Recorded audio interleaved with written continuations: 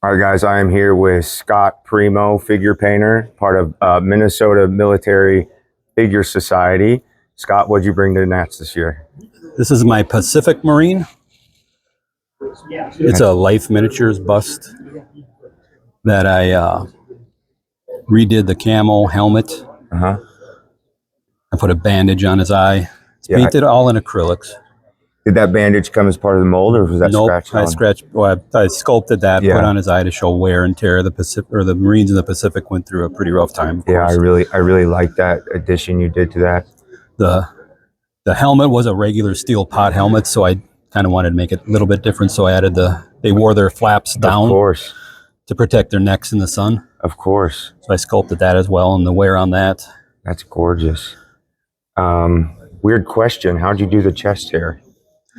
Oil paint, real thin, glazed oil paints, and just build it up. Okay. Really thin.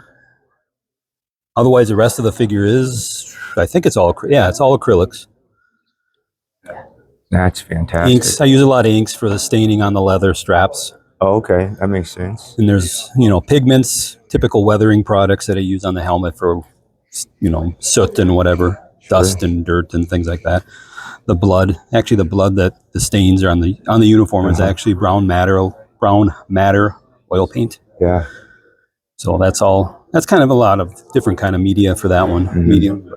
And again, the whole thing we kind of focused on is what story you're telling. I figure figures tell a heck of a story. So the fact that you've done that here is really impressive. I saw it yesterday when I was taking pictures, and thank you.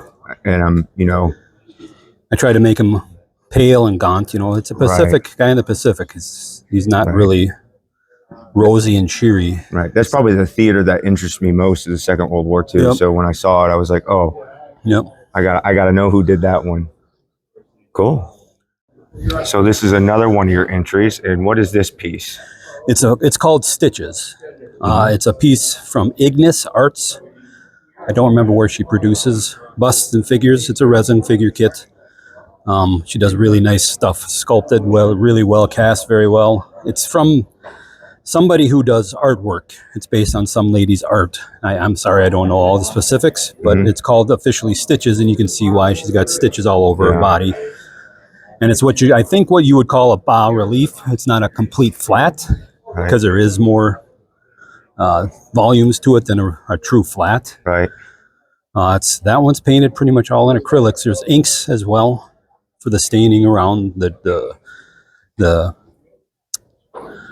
background, I guess is the best way to explain it. But it's all acrylics. Yeah.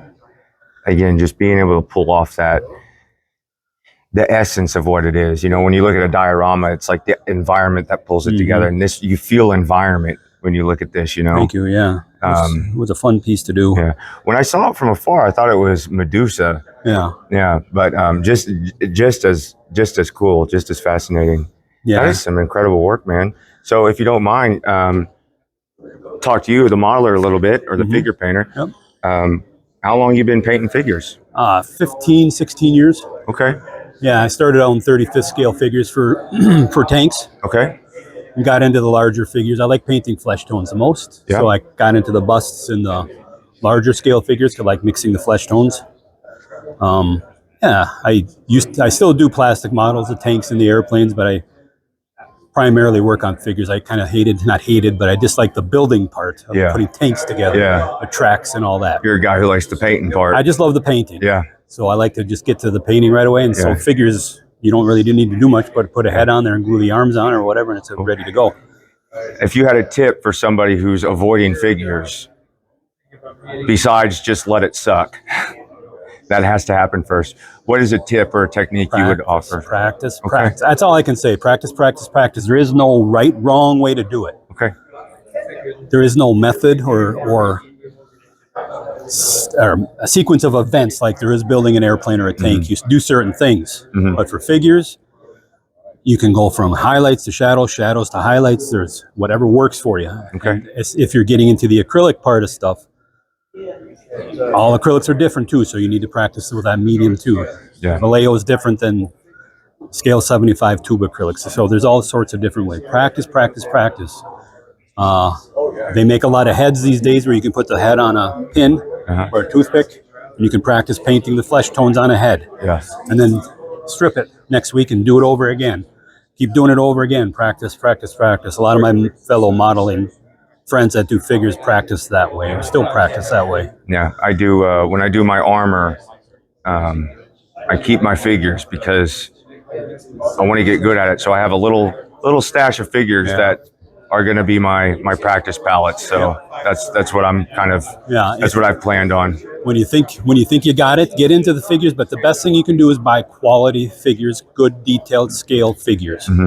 The better the sculpt is, like this, really well sculpted, the easier it is to paint. So find figures or busts that are quality sculpted. Alpine, Tamiya figures nowadays, the new ones are really nice. Yeah. Find figures that are sculpted really well, and that helps a lot. Awesome. Thank you, Scott. Thanks, Austin. Thanks for doing this, and I hope you do well with your figures, man. Thank you. I appreciate it. Thank you. Thank you.